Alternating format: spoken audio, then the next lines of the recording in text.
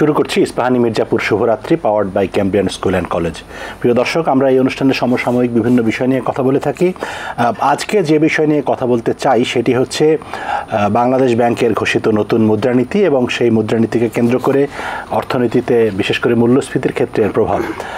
কিছুদিন আগে যখন এ মাসের শুরুতে সংসদে বাজেট পেশ করা হলো তখন থেকেই এটি নিয়ে খুব কথা হচ্ছিল যে সবচেয়ে বড় সংকট এবারের বাজেটের সেটি হচ্ছে মূল্যস্ফীতি, এবং সেই মূল্যস্ফীতিকে কমানোর কোনো ধরনের দিক নির্দেশনা বাজেটে ছিল না বলে অনেকে অভিযোগ করেছেন। তো এখন এই মুদ্রানীতি ঘোষণার পরে বলা হচ্ছে যে এই মুদ্রানীতির ভিতর দিয়ে মূল্যস্ফীতি কমিয়ে আনা সম্ভব।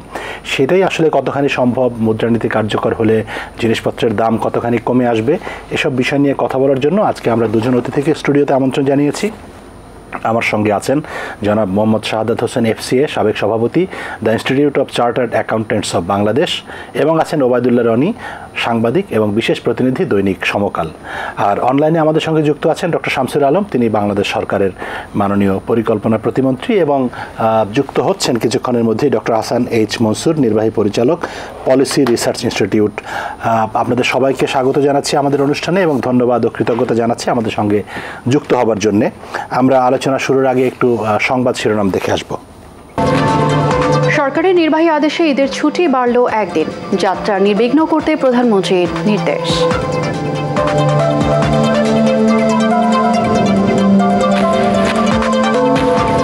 যুক্তরাষ্ট্রের সাথে বৈঠকে বাংলাদেশ নিয়ে ভারতকে ওকালতি করতে বলবে না ঢাকা, বললেন পররাষ্ট্রমন্ত্রী।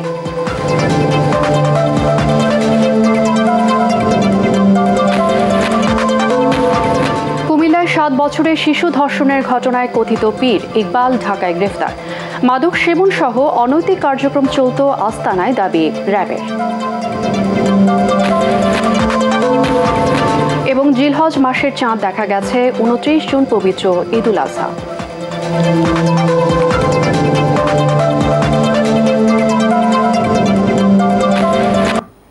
যে আমরা একটু মুদ্রানীতির রিপোর্টটা দেখে এসে তারপরে কথা বলা শুরু করতে চাই। অতিরিক্ত দামে নিত্য প্রয়োজনীয় পণ্য বিক্রি হচ্ছে, যা এক দশকের মধ্যে সর্বোচ্চ মূল্যস্ফীতি। এই পরিস্থিতির মধ্যে আগামী 6 মাসের জন্য বাংলাদেশ ব্যাংকের নতুন মুদ্রানীতিতে মূল্যস্ফীতির চাপকে আমলে নিয়ে সবচেয়ে বেশি গুরুত্ব দেওয়া হচ্ছে দেশীয় উৎপাদন ও বিনিয়োগকে। আমাদের চ্যালেঞ্জ দুইটা এখনো চলছে, কন্টেনিং ইনফ্লেশন এবং ম্যানেজিং এক্সচেঞ্জ রেট প্রেশার।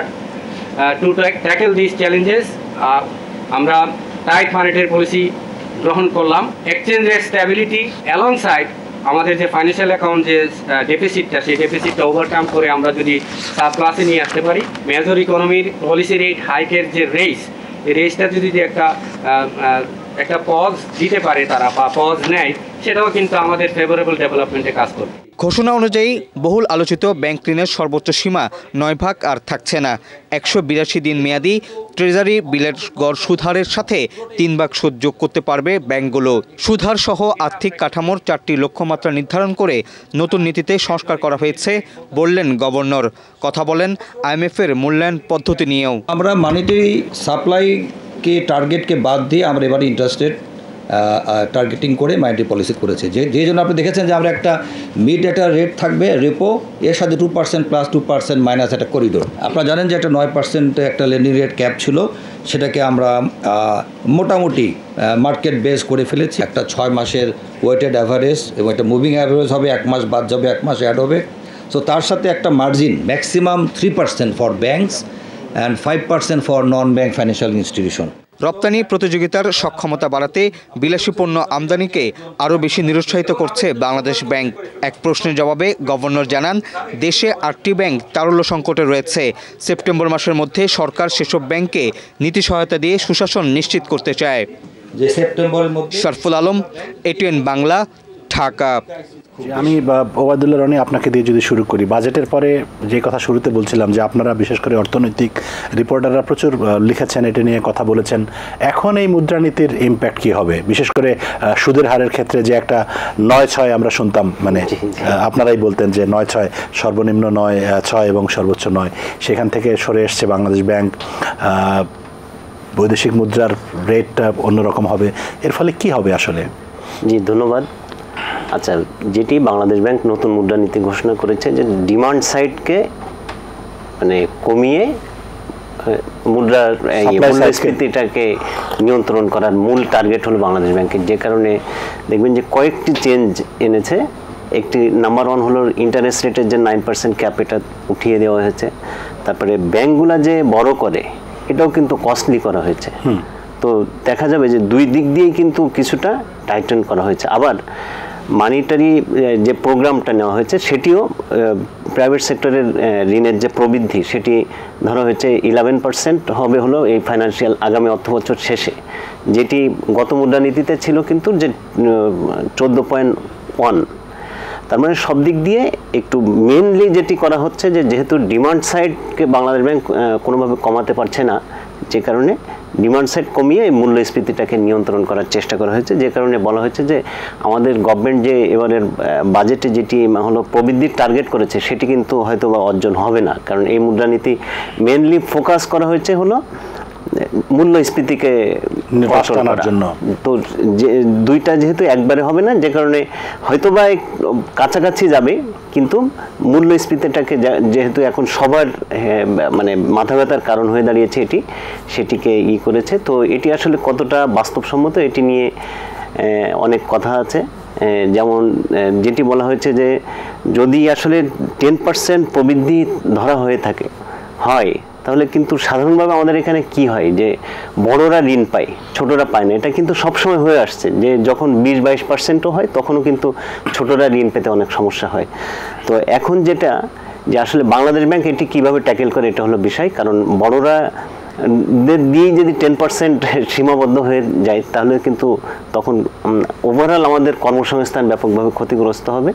এটি একটি বিষয়। আর একটা বিষয় হলো যে উন্নত রাষ্ট্র এবং বাংলাদেশের মতো রাষ্ট্রে কিন্তু এই যে মূল্যস্ফীতি কন্ট্রোলের কিছু বিষয় আছে, যেমন উনি আরও ভালো বলতে পারবেন। সেটা আমি যেটি মনে করি যে দেখা যাচ্ছে যে আমাদের এখানে কিন্তু ম্যাক্সিমাম মানুষ বেসিক নিডটা ফুলফিল করে। উন্নত রাষ্ট্রে তাদের কিন্তু বিলাসিতা বেশি, বেসিক নিডের বাইরে কিন্তু আমাদের এখানে খুব বেশি সংখ্যক লোক নাই যে বেসিক নিডের বাইরে মানে বিলাসিতা করে, বিলাসী জীবনযাপন করে। এটি আমার মনে হয় না, যে খুব কম সংখ্যক মানুষ।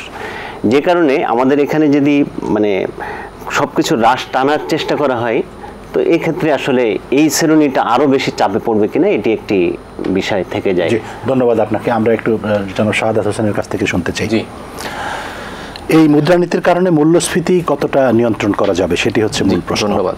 আমি একটু প্রথমে একটা কথা বলবো ইন্ট্রোডাক্টরি, সেটা হচ্ছে যে একটা মুদ্রানীতি একটা দেশের জন্য, আসলে একটা দেশের অর্থনৈতিক কার্যক্রমের জন্য অত্যন্ত গুরুত্বপূর্ণ একটি বিষয়।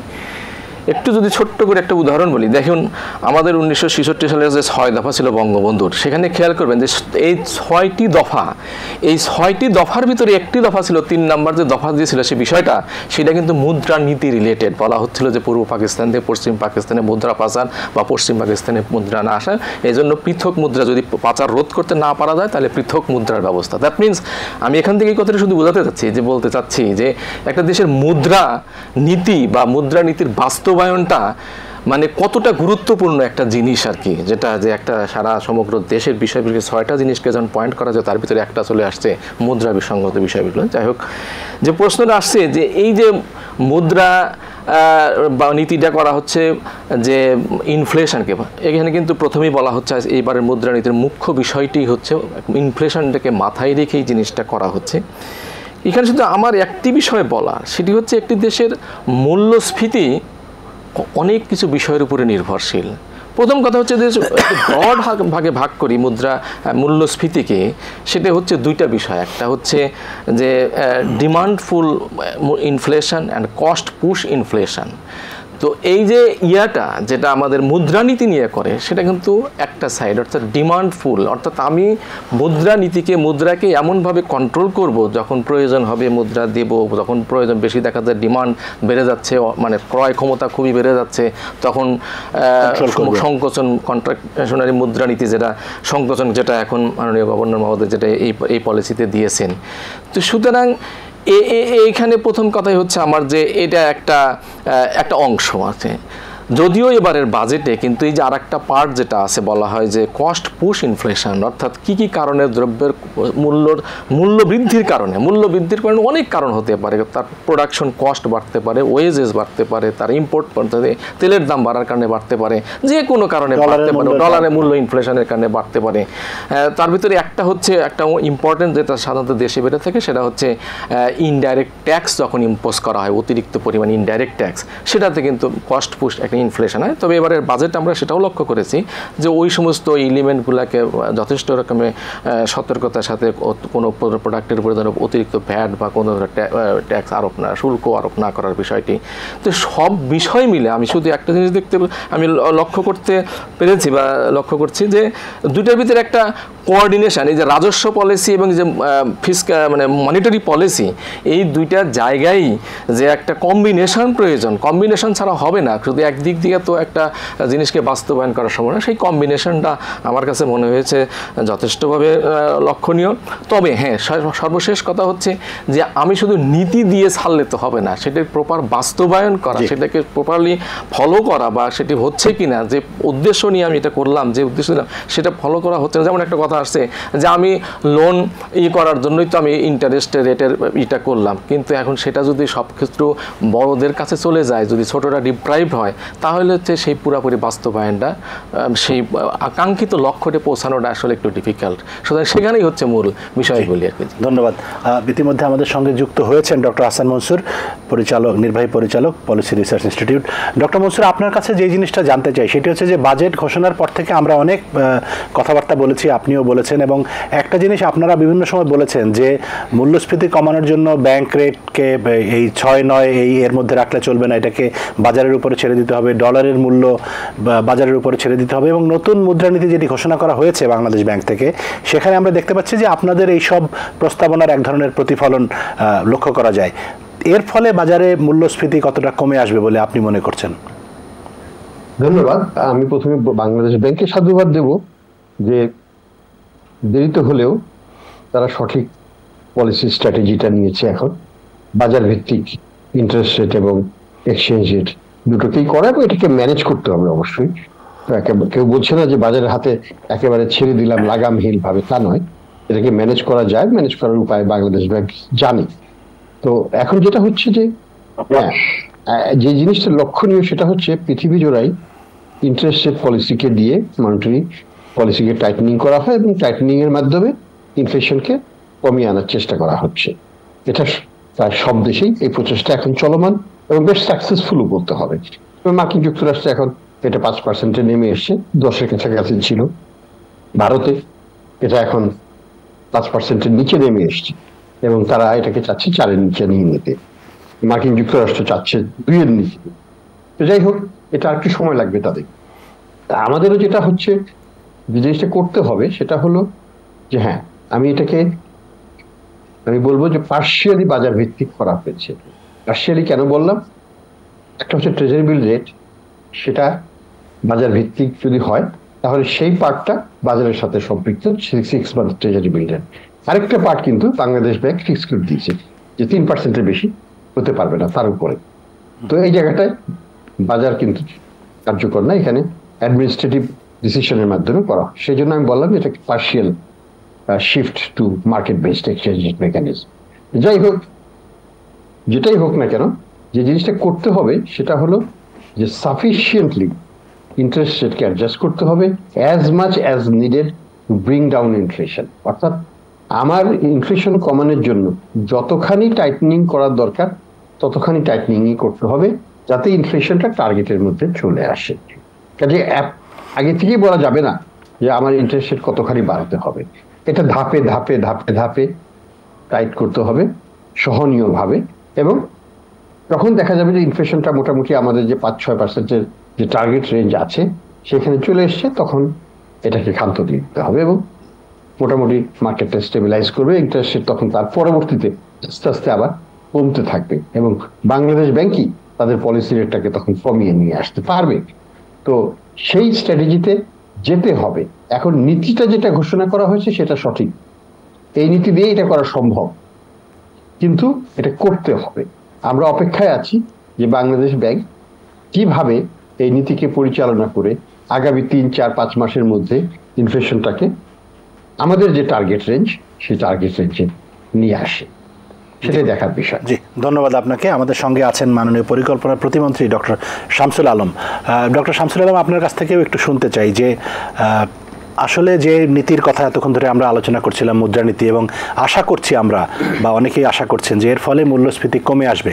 তো প্রশ্ন হচ্ছে যে এই মূল্যনীতি বা মুদ্রানীতি বাস্তবায়নের উপায়টা কি হবে আসলে? ধন্যবাদ আপনাকে। মুদ্রানীতি বাস্তবায়নের উপায় তো হচ্ছে সুদের হার বাড়ানো, কমানো। মুদ্রানীতিটাকে কার্যকর করার অস্ত্র হলো এই সুদের হার বাড়ানো, কমানো। সেটা অর্থনীতিরা যেমন চেয়েছেন, আমাদের যারা উন্নয়ন সহযোগিতা তারাও চেয়েছেন, এবং আমি মনে করি অর্থনৈতিক বাস্তবতায় বাংলাদেশ ব্যাংকও সেটা এখন গ্রহণ করেছে। আমি এটাকে বলবো যথেষ্ট বাস্তবতা বোধের পরিচয় দিয়েছে। এবং এটাও মনে করতে হবে বাংলাদেশ ব্যাংক কিন্তু মোটামুটি অর্থনীতি ব্যবস্থাপনায়, ম্যাক্রো ইকোনমিক ব্যবস্থাপনায়, বিশেষ করে মুদ্রা ব্যবস্থাপনায় পারঙ্গম।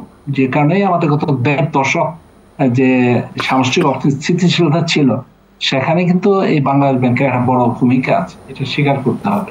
এমনি এমনিতে স্থিতিশীলতা থাকে না। এই যে ম্যাক্রো স্থিতিশীলতার বড় কারণ ছিল, তারা সমালোচনা থাকবে, বিতর্ক থাকবে, কিন্তু আমি মনে করি সফলভাবে মুদ্রানীতিটা পরিচালনা করেছেন এবং সেই সঙ্গে রাজস্ব নীতিকেও সমন্বয় করেছেন। এবারে যে মূল্যস্ফীতি, এটা আমরা সকলেই জানি, এটা আমাদের দেশে পরে আত্মীকরণ হয়েছে, উৎপাদন খরচ বেড়ে ইত্যাদি ইত্যাদি, কিন্তু মূলত এসেছিল আমাদের এটা বাইরের থেকে। আমদানি খরচ বেড়ে যাওয়ায়, বিশ্ব মূল্যস্ফীতি বেড়ে যাওয়ায়, ডলারের দাম বেড়ে যাওয়ায় সরাসরি আমার দেশের প্রভাব পড়ে, এটা আমাদের সকলেই জানা। তো সেটা বাজেটেও কিছু পদক্ষেপ নেওয়া হয়েছিল, সেটা আপনারা সকলেই জানেন। কিছু ট্যারিফ কমিয়ে দেওয়া হয়েছিল, খাদ্যপণ্যের ট্যারিফ কমিয়ে দেওয়া হয়েছিল যাতে মূল্যস্ফীতি সহনীয় হয়ে আসে। লক্ষণীয় বিষয় যে আমাদের মূল যে খাদ্যপণ্য কৃষি, চালের দামটা গত 6 মাস ধরে প্রায় স্থিতিশীল। এটা নিয়ে কোনো হইচই থাকলে অবশ্যই পত্রিকায় দেখতেন। এটা বড় যেটা আমাদের কমোডিটি বান্ডেল যেটাকে আমরা পণ্য যে বাস্কেট, চাল কিন্তু এটা বিরাট ফ্যাক্টর। তো তারপরেও উঠানো হয়েছে, গড় মূল্যস্ফীতি বেড়েছে, এটাও সত্য। তো সেটাও বেড়েছে। আমাদের এখানেও আমাদের আমদানিকৃত পণ্যের বড় রকম একটা অবদান আছে। আমাদের সরবরাহ ঘাটতি ছিল না, কেউ বলবো না যে বাংলাদেশে কৃষিক্ষেত্রে সরবরাহ ব্যত্যয় হয়েছে বা ফলন কমে বা কৃষি বিপর্যয় হয়ে সরবরাহ অবস্থা বিপর্যয়, তাও হয়নি। তো যেটাই হোক, এটা যখন বাংলাদেশে এসে আত্মীকরণ হলো, ইনফ্লেশনটা আমাদের নিজস্ব কারণের উপর প্রভাব পড়লো। সেটা হলো আমাদের প্রত্যেকটা ক্ষেত্রে উৎপাদন খরচ বেড়ে গেল, যেহেতু আমদানিকৃত পণ্য, ফিড, উপকরণ যাই বলে দরদাম বেড়ে যাওয়ায় সে মুরগি পালন থেকে শুরু করে ব্রয়লার ইন্ডাস্ট্রি, ডেয়ারি ইন্ডাস্ট্রি বা আমাদের এমনকি কৃষি উৎপাদন, আপনারা জানেন যে সার বেশ বেড়ে গেল। $84 থেকে $112 হয়ে গেল আপনার টন প্রতি, এরকম একটা বড় রকমের উল্লম্ফন ঘটেছিল। তো এখন এটা আবার আমাদের কষ্ট পুষ্টের রূপ নিয়েছে, যেটা আমাদের উৎপাদন খরচ তাড়িত। আমাদের ডিমান্ড পুলটা ছিল না, আমাদের ডিমান্ড কিন্তু গত 1-2 বছর বা কোভিড কালে ডিমান্ড কিন্তু বেড়ে যায়নি। যে ডিমান্ড বাড়ার কারণে যে দাম বাড়া সেটি কিন্তু ঘটে নাই। তো মূল কারণটা ছিল যেহেতু আমাদের এই ডলারের ক্রাইসিস দেখা দিল, যেহেতু ডলার আপনি জানেন পোর্টফোলিও ইনভেস্টমেন্ট আমেরিকার দিয়ে গেল, বহুবার তারা ফেডের ইন্টারেস্ট রেট বাড়িয়েছে, এটা আমরা সকলেই জানি। এবং তার কারণে আমেরিকার যে মূল্যস্ফীতি কমেছে, আমাদের ডক্টর আহসান হোসেন বললেন, এরও একটা প্রধান কারণ হলো এই ফেডের ইন্টারেস্ট রেট দ্রুত কয়েকবার বাড়ানো। এটা অনেকে চমকে উঠেছেন যে এত বারবার তারা ফেডের ইন্টারেস্ট বাড়িয়ে ফেলছেন কেন। অর্থাৎ ইন্টারেস্ট রেটটা প্লে করি এলেই আসল মূল্যস্ফীতি নিয়ন্ত্রণ করা। অর্থাৎ আমাদের এই প্রেক্ষাপটে যেহেতু উৎপাদন ঘাটতি জনিত নয়, যেহেতু এটা মুদ্রা সরবরাহ জনিত, যেহেতু এটা ডলারের সঙ্গে জড়িত, ডলারের মূল্যের সঙ্গে, তো কাজেই এই ইন্টারেস্ট রেটের এই যে এখন যে বিন্যাসটা করা হলো, আমি মনে করি এটা কার্যকর হবে। কার্যকর হবে এই কারণে, যদিও এটা একবারে বিনা খরচে হচ্ছে না, আমাদের এর জন্য কষ্ট হলো যে আমাদের যে প্রবৃদ্ধি সেটা কিছুটা হলেও আমাদের জলাঞ্জলি দিতে হবে। কারণ এই সুদের হার বাড়ার ফলে আপনারা সকলে জানতেন বিনিয়োগ কিছু হলো বিনিয়োগ খরচটা কিন্তু বেড়ে গেল।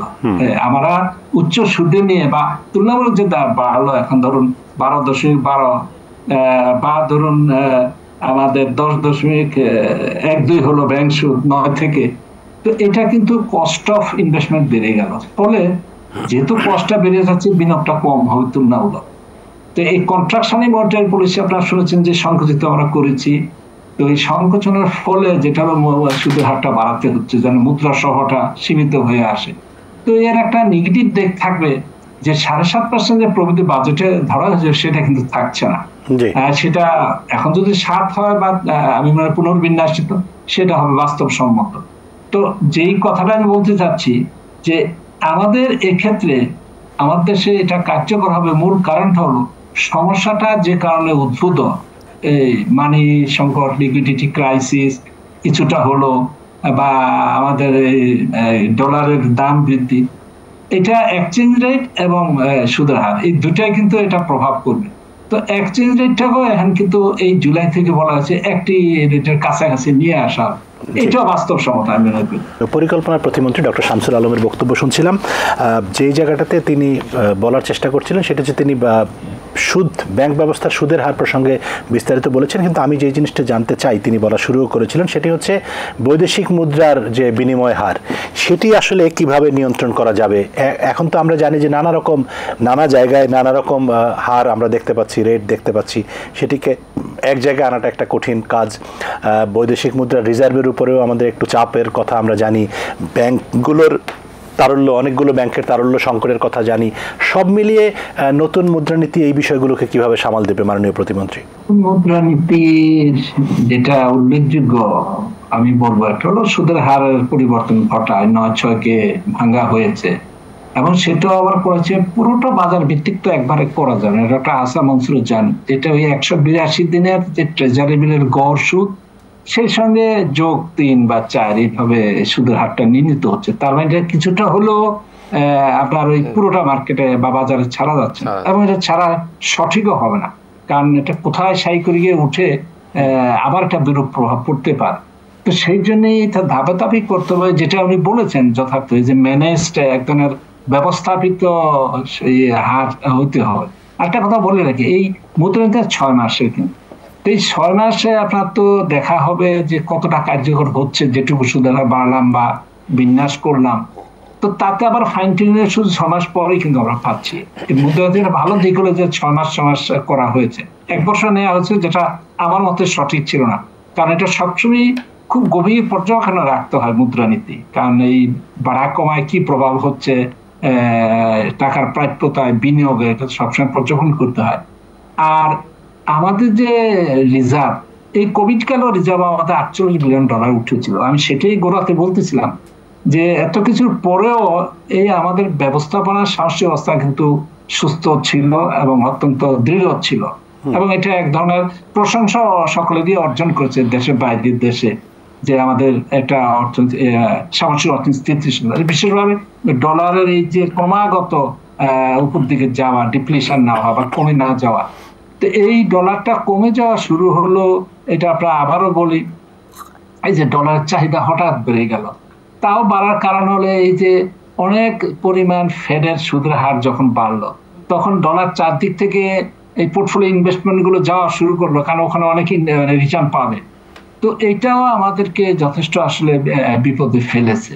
তো ফেলা মানে আমাদের ডলারটা কোনোভাবে এটাকে আর থামানো যাচ্ছিল না, যেভাবে আমরা বলি যে প্রক্রিয়া এটা বাইরে গিয়েছে। তো এইটাও এখন কমে আসবে, কারণ এটা বাজার ভিত্তিক যখন করি, 108 যদি করি বা 7 বা 8 এরকম, তখন এটা বাজার ভিত্তিক হলে দেশের প্রণোদনাটাও কিন্তু থাকছে, যে আমি দেশে থাকলে অধিক টাকা পাচ্ছি। ইন্টারেস্ট রেট হতে দেশে ইন্টারেস্ট রেটের জন্য আবার একটা আকর্ষণ থাকবে, আমার দেশেই তো ইন্টারেস্ট রেট বেড়েছে।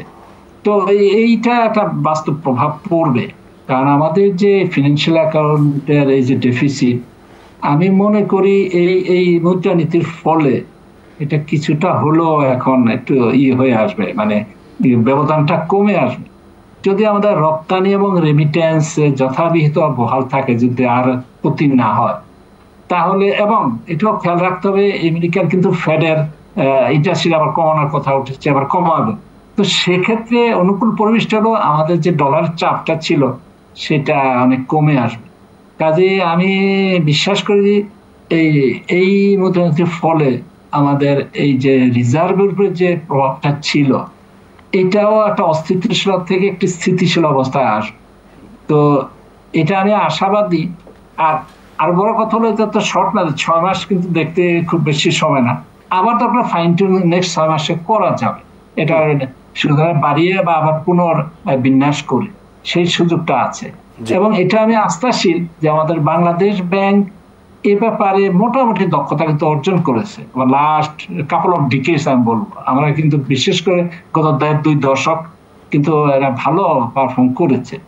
তো কাজেই এক্ষেত্রে আমাদের একটু বিলম্ব করতে হচ্ছে, তার বাস্তব কারণ হলো যে সবসময় জিনিসটা কিন্তু গভীর পর্যবেক্ষণে রেখে যে আমরা সবসময় প্রবৃদ্ধির উপর বেশি জোর দিয়েছি। এটা দিতে গিয়ে আমাদের অনেক মূল্য এখন দিতে হচ্ছে যে আমরা বুঝি। তো প্রবৃদ্ধির হারটা এখন আমরা বললাম আমরা কিছুটা কম্প্রোমাইজ করে আসুক, কমে আসুক, অন্তত মূল্যস্ফীতিটা কমুক। তো এই বিষয়টাই হলো গুরুত্বপূর্ণ দিক, যে আমাদের এই যে নতুন ধরনের এই যে একটি মূল্যায়ন, যে আমাদের মূল্যস্ফীতিটাই মূল টার্গেট। এতে যদি প্রবৃদ্ধি কিছু জলাঞ্জলি দিতে হয় সেটাও আমার মনে হয় সবাই মেনে নেবেন, এবং তারপরেও যদি আমি 6.5-7% প্রবৃদ্ধি হয় সেটা কিন্তু অনেক ভালো প্রবৃদ্ধি হবে এখনকার সময়। এটা আমাদের মনে রাখতে হবে যে এটাও কোনো নিন্দনীয় বা সরকারের জন্য মুখ নিচু করতে হবে এমন কোনো বিষয় না। 6.5 হলে তো যথেষ্ট ভালো। আমরা আশা করছি 7 পুনর্বিন্যাস অবস্থায় হতে পারে, হবে, যেহেতু কিছু উৎপাদন অবস্থা ভালো, যেহেতু শিল্প উৎপাদন বাড়ছে, যেহেতু আমাদের উৎপাদন কোনো খাতেই কোনো ঘাটতি হচ্ছে না, বরং কম বেশি বাড়ছেই। তো সেই অর্থে আমি বলবো যে আমাদের অর্থনীতির নিজস্ব ব্যবস্থাপনা সক্রিয় আছে। এখন এই মূল্যস্ফীতি কমানোর জন্য এই যে মুদ্রানীতি থেকে ব্যবহার করা হচ্ছে এটা সঠিক, সেই সঙ্গে রাজস্ব নীতিটা একটু সমন্বয় করতে হবে, যাতে ওদিক থেকে আমাদের কর নীতি বা কর বিন্যাসের ক্ষেত্রেও আমাদের এটা খেয়াল রাখতে হবে যে ব্যক্তিগত বিনিয়োগের ক্ষেত্রে ওদিক থেকে ওরা চাপ না দিই, মানে অধিক কর আরোপ করে যাতে আবার ইনসেন্টিভটা আমরা কমিয়ে না দিই, সেই জিনিসটা একটু খেয়াল রাখতে হবে। কাজে রাজস্ব মুদ্রানীতির সবটা মিলিয়ে এই জিনিসটাকে দেখতে হবে আমি মনে করি। জি, অনেক ধন্যবাদ আপনাকে। ওবায়দুল্লাহ রনি, মাননীয় মন্ত্রীর কাছে কোনো প্রশ্ন করতে চান আপনি? আমি একটি বিষয় মাননীয় মন্ত্রীর কাছে বলতে চাই, সেটি হলো যে আপনি বলছেন যে উৎপাদন, যেটি আমাদের শিল্প উৎপাদন ভালো আছে, কিন্তু আমরা কিন্তু দেখছি যে ক্যাপিটাল মেশিনারিজ ইম্পোর্টটা আমাদের মানে অর্ধেকে নেমে গেছে। আমাদের 11 মাসের যে ফিগার সেখানে দেখা যাচ্ছে যে এলসি ওপেনিং কিন্তু অর্ধেকে নেমে গেছে লাস্ট ফাইন্যান্সিয়াল ইয়ারে যেটা হয়েছিল। আবার র মেটেরিয়ালসও ক্যাপিটাল মেশিনারিজ মানে র মেটেরিয়ালসও প্রায় 43% মতো কমে গেছে। তো আসলে এটি আমাদের অদূর ভবিষ্যতে এটি আমাদের জন্য কোনো অশনি সংকেত কিনা, কিংবা এটি আমাদের উৎপাদনকে দীর্ঘমেয়াদে বাধাগ্রস্ত করবে কিনা, আপনি কি মনে করেন যদি একটু বলেন? হ্যাঁ, এটা ঠিক আছে, দীর্ঘমেয়াদে হবে না, এটা সাময়িকভাবে আপনারা জানেন ঘোষিত অঘোষিতভাবে ডলারের চাহিদাটা কিন্তু নিয়ন্ত্রণ করা হয়েছে। তো সেক্ষেত্রে অনেক সময় ডলার এই যে এলসি খুলতে অনেক সময় ব্যয় করা হয়েছে। মূলত পিছনে ছিল যে ডলার আমরা তাৎক্ষণিকভাবে দিতে চাচ্ছিলাম না, কারণ ডলারের চাপ আছে, এটা বাস্তবতা। তো সে কারণে কিছু আমদানি ক্ষেত্রে হয়তো এটার নেতিবাচক প্রভাব পড়ে থাকবে। আশা করি এটা দ্রুত কাটিয়ে উঠবে। তবে এ কারণে কিছুটা হলো ওই প্রবৃদ্ধির উপরে গিয়ে চাপটা একটু পড়বেই। আমি সেখানে বললাম যে আমাদের মেনে নিতে হবে যে প্রবৃদ্ধি কিন্তু আমাদের কাঙ্ক্ষিত 7.5 তো হবেই না, 7 যদি হয় মানে অত্যন্ত ওই জায়গাটাতে একটু স্যাক্রিফাইস করতে হবে আর কি। আচ্ছা, ধন্যবাদ মাননীয়, অনেক ধন্যবাদ মাননীয় প্রতিমন্ত্রী জনাব শাহাদাত হোসেন। আপনার কাছে আসছি, আপনি কি মনে করছেন যে আমরা ব্যাংক ঋণের সুদের হার নিয়ে কথা বলেছি বা ডিপোজিটের সুদের হার নিয়ে, কিন্তু মুদ্রার ক্ষেত্রে যে বৈদেশিক মুদ্রার ক্ষেত্রে যে সংকট, সেটি কিভাবে আসলে কতখানি সমাধান করা যাবে? জি, ধন্যবাদ আপনাকে। সেটি হচ্ছে যে এই মুদ্রানীতিতে যে জিনিসটা করেছে, যে মুদ্রার বিনিময় হারগুলোকে, যে বিভিন্ন ধরনের বিনিময় হার জিনিসগুলো ছিল, সেটা হচ্ছে এক্সপোর্ট বিল পার্সেজের ক্ষেত্রে একটা রেট, প্রবাসী পার্সেজের ক্ষেত্রে একটা রেট, সেলের জন্য একটা রেট, এই যে বিভিন্ন রেট, এই যখন একই মুদ্রা পার্সেজ এবং সেলের জন্য বিভিন্ন রকম রেট থাকে, বিভিন্ন রকমের, তখন আসলে সেটার ভিতরে নানান রকমের ম্যানিপুলেশন বলি, আপস ডাউন বলি, সেটার বলি, সেই সুযোগগুলা বেশি থেকে যায়। যায়। তো এই মুদ্রানীতিতে যে জিনিসটা করা হয়েছে আমি মনে করি যে এটা অবশ্যই একটি বৈদেশিক মুদ্রা রিজার্ভের স্ট্যাবিলিটির জন্য হোক, মুদ্রা আহরণের জন্য হোক, বা দেশে মুদ্রার প্রবাহের জন্য হোক, জিনিসটা একটি ইতিবাচকভাবে আমি মনে করি যে একটা রেট নির্দিষ্ট করে একটা রেট নিয়ে আসার ব্যবস্থা করা হয়েছে। এখন এইখানে যে জিনিসটা আমাদের, আবারও সেই কথাটা বলি, ডলার ইটসেলফ বাংলাদেশের একটা বিদেশের দেশের জন্য আমাদের দেশের একটা পণ্যের মতো, এটা কিন্তু একটা ডিমান্ড এবং সাপ্লাইয়ের ব্যাপার হয়ে গেছে। যে আমি সরকারি ক্ষেত্রে যেমন, ব্যাংকের ক্ষেত্রে যেমন, প্রাইভেটের ক্ষেত্রে যেমন একটা ডিমান্ড আছে, ঠিক সেই পরিমাণ যদি সাপ্লাই আমাদের না আসে তাহলে অটোমেটিক এর দাম আবার দেখা যাচ্ছে যে আর্টিফিশিয়ালি বেড়ে যাওয়া শুরু হয়ে গেছে। সেটা হয়তো প্রপার ওয়েতে হবে না, বা ওয়ের বাইরের থেকে হওয়া শুরু করবে। যেমন আমাদের যেটা এক্স্যাক্টলি, তারপরে হুন্ডির একটা ব্যাপার, যে এই যে জিনিসগুলো আছে সেইগুলাকে অ্যাকচুয়ালি যে জিনিসটা প্রয়োজন, যে আমি নীতি করলাম, ঠিক আছে একটাই করলাম, কিন্তু পাশাপাশি সেটাকে চেক দেওয়া বা সেই নীতিগুলোকে, সেই বিষয়গুলোকে প্রপারলি মনিটর করা, বাস্তবায়ন করা, বা কি করলে শুধু একটা রেট নির্ধারণ করে দেওয়াই নয়, সেটাকে বাস্তবায়ন করতে যে পদক্ষেপগুলো প্রয়োজন, যে অ্যাক্টিভিটিগুলো প্রয়োজন, সেগুলো যদি পাশাপাশি সমন্বিত রাখা হয়, যেটা বলা হচ্ছে যে হ্যাঁ আগামী 6 মাস তো সেটাতে দেখা হবে, ধাপে ধাপে খেয়াল করা হবে, যদি কোথাও প্রয়োজন বোধ করা হয় সেটাকে আবার অ্যাডজাস্ট করার সুযোগ থাকবে। সেটাই হচ্ছে মূল বিষয়। যে অ্যাকচুয়ালি এটা ওই মানে আমি যা কথাই বলবো, যে এই মুদ্রানীতি বলি বা অর্থনীতি বলি বা বৈদেশিক মুদ্রা ব্যাপারই, এটা একদম ফুল রসায়ন সায়েন্স বা ফিজিক্সের সায়েন্সের মতো না যে আমি সূত্র দিয়ে দিলাম সব কিছু হয়ে যাচ্ছে। একটা পলিসি দেওয়া হচ্ছে, সেটাকে বাস্তবায়নের জন্য একটা পদক্ষেপ নেওয়া হবে। যদি দেখা যাচ্ছে যে না অ্যাকশন প্রপারলি কাঙ্ক্ষিতভাবে হচ্ছে না, আবার হয়তো এটাকে অ্যাডজাস্ট করা হবে, রিঅ্যাডজাস্ট করা হবে। এইভাবেই আসলে চলতে চলতে একটা পর্যায়ে আশা করি আসবে, সেটাই আমি মনে করি। জি, ধন্যবাদ। আমরা আবারও একটু ডক্টর মনসুরের কাছে যেতে চাই। ডক্টর হাসান মনসুর, আপনি শুনছিলেন আমাদের কথাবার্তা। আমরা একটা জিনিস একটু পরিষ্কার হতে চাই আপনার মাধ্যমে, সেটি হচ্ছে যে এই যে ডলারের বিনিময় মূল্য যেটি নিয়ে কথা হচ্ছে, এক ধরনের মার্কেট নির্ভর একটা রেট ফিক্স করা হবে, এবং তারপরে বৈদেশিক মুদ্রার রিজার্ভের উপরে একটা চাপ আছে আমাদের, সেই জায়গাটাতে কিভাবে সামাল দেওয়া যাবে, ব্যাংকগুলোর তারল্য সংকট, মানে নতুন মুদ্রানীতি এগুলিতে কিভাবে প্রভাব বিস্তার করবে? দেখুন, মুদ্রানীতি কিন্তু একটা মানে ইনসেলফ সবকিছুকে সলভ করতে পারবে না। এখানে আমাদেরকে কিছু ফিসক্যাল পলিসির ইস্যুটাকেও দেখতে হবে এবং এক্সচেঞ্জের পলিসিটাকেও দেখতে হবে। মুদ্রানীতির সাথে যে ঘোষণাটা এসছে সেটা হচ্ছে যে এক্সচেঞ্জ রেটটা বাজার ভিত্তিক হবে, অর্থাৎ রেটটাও বাজারের উপর ছেড়ে দেওয়া হবে বহুলাংশে। হয়তো কিছুটা ইনডাইরেক্ট কন্ট্রোল রাখা হবে, কিন্তু একক রেট হবে এবং বাজারের উপর ছেড়ে দেওয়া হবে। এই জায়গাটাতে লক্ষণীয় যে ইন্টারেস্ট রেট দিয়ে এক্সচেঞ্জ রেটকে কিন্তু ইনফ্লুয়েন্স করা যাবে, এবং সেটা করতে হবে যাতে এটা লাগামবিহীনভাবে চলে না যায়। এই ব্যালেন্সিং জবটা বাংলাদেশ ব্যাংকে করতে হবে। আরেকটা জিনিস, যে জায়গাটা সবচেয়ে বেশি আমার মনে হয় যে অনিশ্চয়তা রয়েছে দুটো জায়গায়।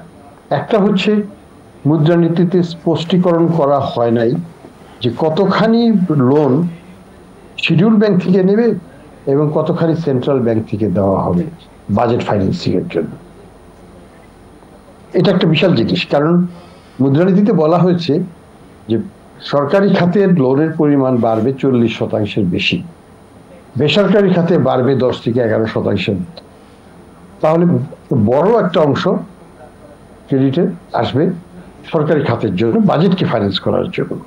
এবং সেটা এবছর যেটা হয়েছে যে বহুলাংশে এটা সেন্ট্রাল ব্যাংক ফাইন্যান্স করেছে। এটা যদি আগামী বছরও হয় তাহলে কিন্তু এটা মূল্যস্ফীতিকে উস্কে দেবে, তাহলে যে লক্ষ্যটা সেই লক্ষ্যটা অর্জিত হবে না। এখানে একটা অস্পষ্টতা আছে এবং একটা আমি বলবো যে এক ধরনের বড় একটা সমস্যা আছে এটাকে ব্যালেন্স করাটা সেন্ট্রাল ব্যাংকের পক্ষে। কারণ আমাদের ব্যাংকিং খাতে আকারও বড় না, এটা সাইজ অ্যান্ড ডেপথ দুটোই শ্যালো এবং ছোট। অ্যাট দ্য সেম টাইম আমরা দেখেছি এই বছর যে ডিপোজিট গ্রোথ মাত্র 6.4% গত 12 মাসের হিসাব করলে। এই অল্প ডিপোজিট গ্রোথ দিয়ে ব্যক্তি খাতে 10% যদি মেটাতে পারি কোনোভাবে সরকারকে, তাহলে কিভাবে টাকা দেওয়া যাবে? এই প্যানেলটার কিন্তু জবাব আমরা পাইনি সেন্ট্রাল ব্যাংকের এই মনিটারি পলিসি স্টেটমেন্টে এখন পর্যন্ত, এবং that's a big black hole. কিন্তু সেক্ষেত্রে আসলে সমাধানটা কি? এই যে সরকার কোথা থেকে টাকা পাবে? বাংলাদেশ ব্যাংকের কাছে গেলে তো টাকা ছাপিয়ে দিলে আবার সেই মূল্যস্ফীতি, সেক্ষেত্রে আপনার কি মনে হয় সমাধান কি হতে পারে? সমাধান তো খুবই কঠিন, আমি তো সমাধান দেখছি না, সমীকরণে মিলানো খুব কঠিন। হ্যাঁ, যদি আমার ডিপোজিট গ্রোথ খুব বাড়তো, 6.4 থেকে এটা যদি 12, 14, 15-তে চলে যেত, তাহলে ব্যাংকিং খাত থেকে সরকার বেশ কিছু টাকা নিতে পারত। কিন্তু ব্যাংকিং খাতের সাইজ বাংলাদেশে, ভারতের যে রিলেটিভ, ভারতের ব্যাংকিং খাতের সাইজ হচ্ছে প্রায় 100% অফ জিডিপি, আমাদের হচ্ছে 50% না। তাহলে আমরা কি করবো? আমাদের 50%-এরও কম। তাহলে তার মধ্যে ব্যাংকের তারল্য সংকট, এবং তারপর আছে ব্যাংকের তারল্য সংকট, আছে ব্যাংকের নন পারফর্মিং লোন, আছে ব্যাংকের নানান ধরনের কেলেঙ্কারি ইত্যাদি। ফলে ব্যাংকের সহজাত যে capacity to fund the government, সেটা কিন্তু বাংলাদেশে এখন সেইভাবে নাই যেটা 10 বছর আগে ছিল। আমাদের সেটা বুঝতে হবে, আমরা কিন্তু সেটাকে হারিয়ে ফেলেছি। এটা একটা দিক। আরেকটা দিক যেটা হচ্ছে যে আমাকে, এটা বাংলাদেশ ব্যাংক বলেছে এবং তাদের টেবিলে বলা আছে, ফাইন্যান্সিয়াল অ্যাকাউন্টকে পজিটিভ করবে তারা। ফাইন্যান্সিয়াল অ্যাকাউন্টকে কিভাবে পজিটিভ করবে? হ্যাঁ, interest rate policy will help, certainly it will help, কিন্তু alone it will not be sufficient. এখানে যেটা সমস্যাটা হচ্ছে, আমরা বেশ কিছু এরিয়ার করে ফেলেছি আমাদের বিভিন্ন করসপন্ডিং ব্যাংকের সাথে, এবং ওই ব্যাংকগুলো আমাদের ক্রেডিট লিমিট কমিয়ে দিচ্ছে। ফলে আমরা যে পরিমাণ অর্থ বিদেশ থেকে পেতাম, ক্যাপিটাল ইনফ্লো হতো প্রতি বছর, আপনি দেখুন গত 15-20 বছর ফাইন্যান্সিয়াল অ্যাকাউন্ট সারপ্লাসে ছিল, সেইটা এখন 3.5 বিলিয়ন নেগেটিভ হয়ে গেছে। গত বছর এটা 13.7 বিলিয়ন পজিটিভ ছিল। এই যে টার্নের আপ, এটা এখন নেগেটিভ থেকে এটাকে আবার পজিটিভ করতে হলে বাংলাদেশ ব্যাংকে কি করতে হবে সেটা নিয়ে কিন্তু কিছু বলা হয় না। জি, আরেকটা প্রশ্ন আপনার কাছে ডক্টর মনসুর, একটা প্রশ্ন, সেটি হচ্ছে যে এই প্রশ্ন বোধহয় আমরা গত 20-30 বছর ধরে অনবরত করে যাচ্ছি আপনাদেরকে, সরকারকে। সেটা হচ্ছে আমাদের প্রচুর ব্যাংকিং খাতে প্রচুর ব্যাড লোন বা খেলাপি ঋণ বা খারাপ লোন, যেগুলোর কোনো খবরই নাই, পাওয়া যায় না, সেগুলো আদায়ের ব্যাপারে আসলে এটা কি মুদ্রানীতির বিষয়, বাজেটের বিষয়, সরকারের আর্থিক কি বলে, কিসের মাধ্যমে এটাকে একটু সচল করা সম্ভব আপনার মনে হয়? না, এটা হচ্ছে আমাদের ফাইন্যান্সিয়াল সেক্টর ম্যানেজমেন্টের বিষয়, এবং এটা বহুদিন ধরেই জিনিসটা তো অ্যাকিউমুলেটেড হয়েছে, তো একদিনে হয় না, তাই না? যেটা নিয়ে তো আমরা, আপনারা সবাই কথা বলছি, অন্তত গত 10-15 বছর ধরে আমরা বলেই যাচ্ছি, কিন্তু এটাতে কিন্তু সরকার সেইভাবে মনোযোগ দিয়ে যে প্রবলেমটাকে সলভ করার চেষ্টা করা, সেটা কিন্তু করে নাই। ফলে আজকে কিন্তু আমরা এই অবস্থায় একদিনে আসিনি। আমাদের যে অক্ষমতা, সেই অক্ষমতাটা ধীরে ধীরে ধীরে ধীরে হয়েছে। ব্যাংকিং খাতকে আমরা ধীরে ধীরে দুর্বল করে ফেলেছি। জি, অনেক ধন্যবাদ আপনাকে। একটু বোধহয় কারিগরি সমস্যা হয়েছে ডক্টর হাসান মনসুরের। আমরা আবারও একটু স্টুডিওতে ফেরত আসছি। শাহাদাত হোসেন, আপনি কি মনে করছেন এই যে খেলাপি ঋণ, ব্যাড লোন বা ব্যাংকিং খাতের যে অব্যবস্থাপনাগুলো আমরা দেখতে পাচ্ছি, সেগুলোর কেন নিয়ন্ত্রণ করা হচ্ছে না? আসলে দেখেন, আগেই যেটা আমাদের হাসান মনসুর সাহেব বলতেছিলেন যে এটা আসলে অ্যাকুমুলেটেড হয়ে হয়ে হয়ে হয়ে জমা হতে হতে ওই একটা অবস্থায় হচ্ছে। এখন এখানে আসলে একাধিক বিভিন্ন রকমের কিন্তু কারণ থাকে, একটা নির্দিষ্ট কোনো বিষয়ে বলা যায় না। সেটি হচ্ছে যে লোন যখন খেলাপি হয়, সের ভিতরে কিন্তু একটা হচ্ছে ইচ্ছাকৃত খেলাপি, যেটাকে বলা হয় যে ইচ্ছাকৃতভাবে টাকা নিয়ে গেলাম বা বিভিন্ন রকমের কারসাজি করে এটা ওটা করে যোগসাজশ করে নিয়ে নিলাম একটা। আর একটা হচ্ছে যে না, রিয়ালি সে লোনের জন্য নিয়েছিল, ব্যবসা করতে চেয়েছিল, কিন্তু বিভিন্ন কারণে তার পজিশনগুলো ফেভারেবল হয় নাই, যেটা প্রজেক্ট করেছিল, যেটা ধারণা করেছিল, সেই বিষয়গুলো তার ফেভারে আসে নাই, সেজন্য সে ব্যবসা করতে বা করতে পারে নাই, সে লোনটাকে ইউটিলাইজ করে ঋণ সুদ সহ সেটা ফেরত দেওয়ার কথা সে করতে পারে নাই। এখানে যে জিনিসগুলো আসলে প্রয়োজন, সেটা হলো প্রত্যেক ক্ষেত্রে প্রত্যেকের ইনভলভড যারা কনসার্ন পার্সন বা রিলেটেড, তাদের একটা সদ ইচ্ছার প্রয়োজন রয়েছে। অ্যাকচুয়ালি আমাকে আইডেন্টিফাই করতে হবে যে এই যে খেলাপি ঋণটা খেলাপি হচ্ছে, যতগুলো খেলাপি ঋণ আছে, সেটাকে প্রপারলি আইডেন্টিফাই করা যায়। What is the reason behind this, এর পিছনে মূল কারণটা কি আছে। একটা কথা দেখতে পারি, একটা লোনকে সাধারণত লোনটা যখন দেওয়া হয়, তখন মূলতভাবে দুইটা জিনিসকে সবচেয়ে বেশি প্রায়োরিটি করা হয়। একটা হচ্ছে যে তার যে প্রজেকশনটা ছিল, তার যে একটা ফিজিবিলিটি ছিল, যে হ্যাঁ সে এই ব্যবসা করবে, এই মাল কিনবে, এইটা বানাবে, এটা বিক্রি করবে, এইটা একটা প্রজেকশন, ফিজিবিলিটি। দ্বিতীয় হচ্ছে তার কোলাটারাল সিকিউরিটি। ওকে, ফাইন। এখন ফিজিবিলিটি হয়তো প্রজেকশন ছিল, প্রজেকশন যেভাবে চিন্তা করা হয়েছে সেভাবে হয় নাই, হতে পারে, সেটা হতেই পারে, কিন্তু তার কোলাটারাল কোথায় আর কি?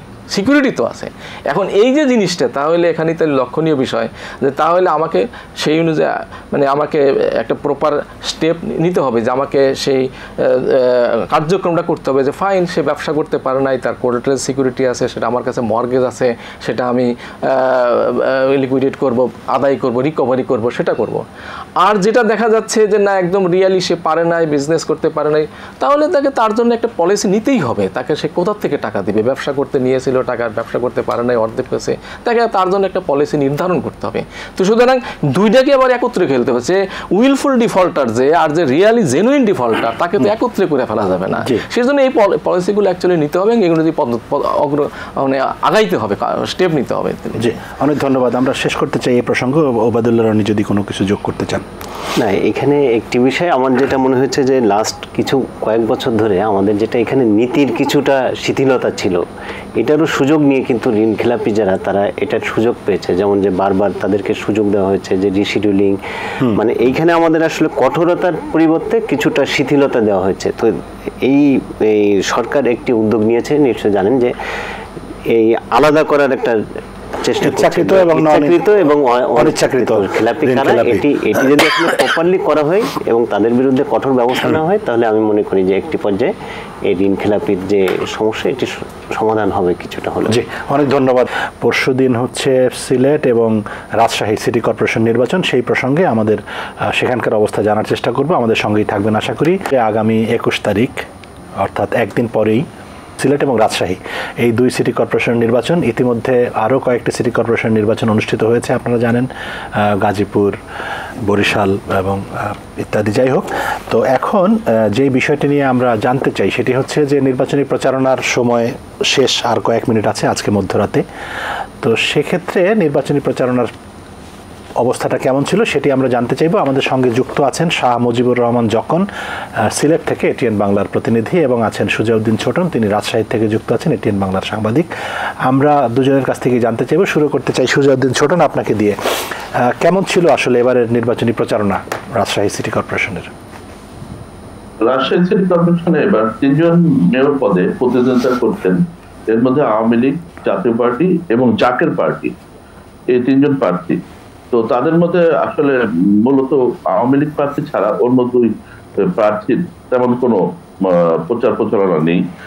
তবে কাউন্সিলরদের মধ্যে ব্যাপক উৎসাহ উদ্দীপনা রয়েছে এবং তাদের মধ্যে প্রচার প্রচারণার কোনো ঘাটতি ছিল না, এবং প্রত্যেকটা পাড়া মহল্লায় বড় বড় সভা সমাবেশ, মিছিল, মিটিং করে তারা আপনার প্রচার প্রচারণার কাজ চালিয়েছেন। আর মেয়র পদে আওয়ামী লীগের জনাব AHM খায়রুজ্জামান লিটন, উনি সদ্য বিদায়ী মেয়র।